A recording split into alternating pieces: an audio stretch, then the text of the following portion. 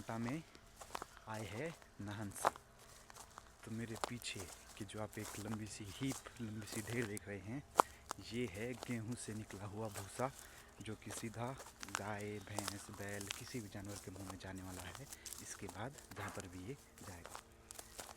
तो ये वाला जो मौसम है वो है गेहूं काटने का, और एक ज़मीन का एक छोटा सा टुकड़ा हमारे नाम पर भी इस पोंटा साहब में दर्ज हुआ है पिछले कुछ महीनों में। तो उस छोटे से टुकड़े में हमने भी ये गेहूं की जो फसल है वो रोटी खाने के लिए बो दी थी, और आज वो समय आ चुका है जब उस फसल का फल मिलने को तैयार हो चुका है। तो बेसिकली बात ये है कि गेहूं कट चुके हैं, यानी कि जो मौसम है वो गेहूं काटने का है। और शहरों में जब बात गेहूं काटने की आती है तो आज हमें बहुत कम जो मैन फोर्स है, जो आदमियों की ताकत है, वो लगती है गेहूं काटने के लिए, क्योंकि there is a heavy machinery deployed against this work to get it done. तो उसी मशीनरी का यूज़ हमने भी किया, और यहाँ से जो गेहूं का प्लॉट है एक, ये ख़त्म कर दिया है। तो काट के तो गेहूं देखो ख़त्म हो गया, ये पीछे सारे पूरे देख रहे हो आप बांधे हुए।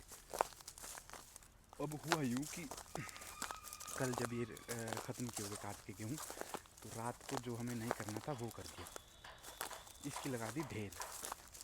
ढेर के कारण क्या हुआ, इसमें ओस पड़ गई, मतलब पानी पड़ गया इसमें, जिसके कारण गेहूँ हो गए हैं गीले। तो जब तक गेहूँ नहीं सूखते हैं तब तक हम इससे जो भूस है और जो दाने हैं वो अलग नहीं कर पाएंगे। तो थोड़ा सा समय है, वेट करना पड़ेगा। धूप अभी सुबह का समय है तो ज़्यादा तेज़ नहीं है, दोपहर तक धूप ठीक ठाक तेज़ तर्रार तरीके से तेज़ हो जाएगी।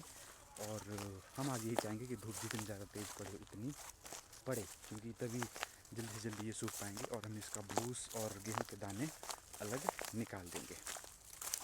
और इस बीच हमने गांव से गाड़ी बुला दी थी, क्योंकि ये भूस और जो गेहूं के दाने हैं वो कुछ गांव जाने हैं, कुछ हम अपने साथ नाहन भी ले जा सकते हैं शायद, या नहीं ले जाएंगे।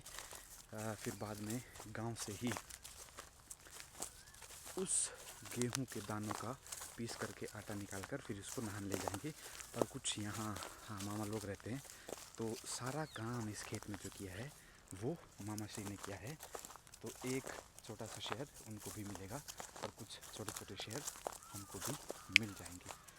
तो यही नियम है इस धरती पर आने का, अगर हम इसका निर्वहन कर सकें कि जो कुछ आपके हिस्से में आ रहा है उसको आप प्रयास कीजिए कि मिल बांट कर खाइए, क्योंकि फिर सबका पेट भर जाएगा। और क्या ही, फिर सबको एक ऊर्जा मिलेगी, और जब सबको ऊर्जा मिलेगी तो वो ऊर्जा कभी ना कहीं आपके काम ज़रूर आएगी। तो भैया ट्रैक्टर गया है पहुँच, वो थ्रेशर लेके, जिसमें हमने अभी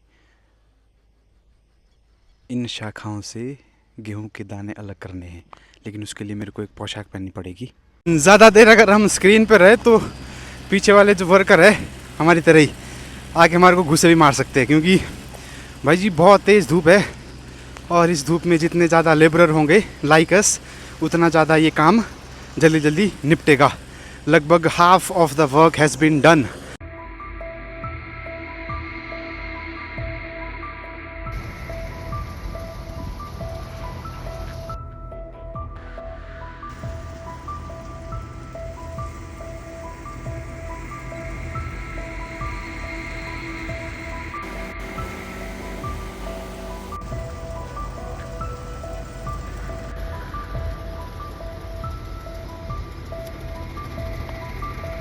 और मशीन के इस युग में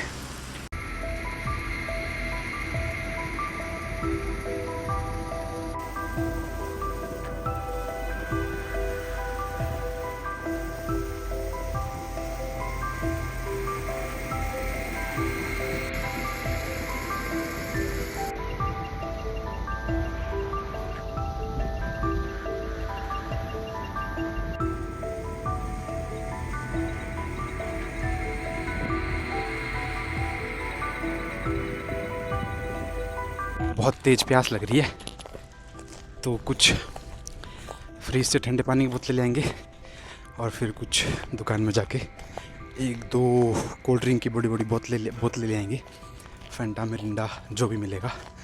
आय हाय हाय हाय, जीभ एकदम सूखी सूखी सी हो गई है, गला भी सूखा सूखा सा हो गया है। 80% ऑफ वर्क हमने कर दिया है, बस थोड़ा सा रहता है अब। उसके बाद फिर गेहूं की पैकिंग करके जहाँ जहाँ भेजना होगा वहाँ वहाँ भेज दिया जाएगा।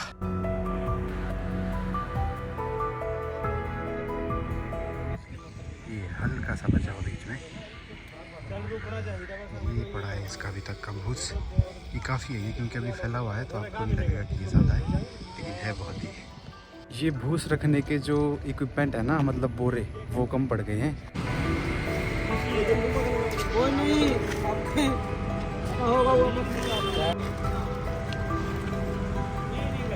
तो गोंदपुर आकर आपको ये सारी आइटमें मिल जाती है। ये देखो, ये अपना माल पैक हो रहा है, और ये प्लास्टिक का ठीक इसलिए भी रहता है क्योंकि कई बारी अगर सफ़र में चलते चलते हल्की फुल्की सी बूंदाबांदी या बारिश हो जाए तो आपका जो अंदर का माल है वो सेफ़ रहेगा।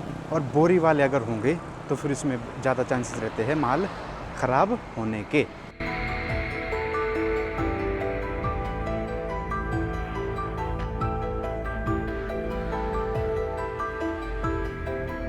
तो फिर मशीन के युग में हालात बदल दिए, जज्बात बदल दिए।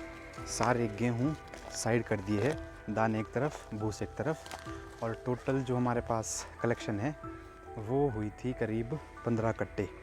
और ये वाले जो 15 कट्टे हैं ये अप्रॉक्सीमेटली 70 kg का वेट होगा गेहूं का इसके अंदर। तो आप अंदाज़ा लगा लीजिए कि 15 सत्ते 105, मतलब 9-10 कुंटल गेहूं शायद इसमें हो चुका है। और भूस भी काफ़ी हो जाएगा। 4 बोरे हमारे पास पहले थे, 16 बोरे हमने अभी लाए, 20 बोरे हमारे पास टोटल हो गए। अब भर के पता चलेगा कि कितने बोरे हो जाएंगे। उसमें से कुछ बोरे ढाढ़स चले जाएंगे और कुछ बोरे चले जाएंगे कांडो, मस्त भोज वाला कांडो, कांडो चौक वाला कांडो। क्योंकि इसमें जो काम किया है भाई साहब, इसकी जो देख रेख की है वो टोटली मामा श्री ने की है। तो 6 कट्टे गेहूँ के वो ले जा चुके हैं अभी यहाँ से। एक किश्त गेहूँ की जा चुकी है मामा के घर पे।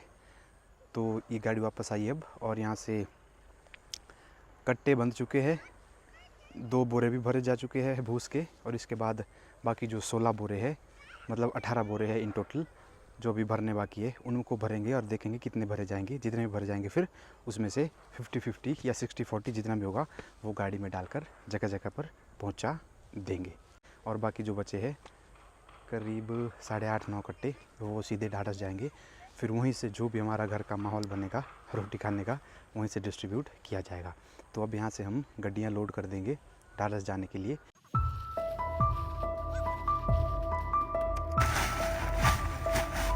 उन्हान भोरी हुई ना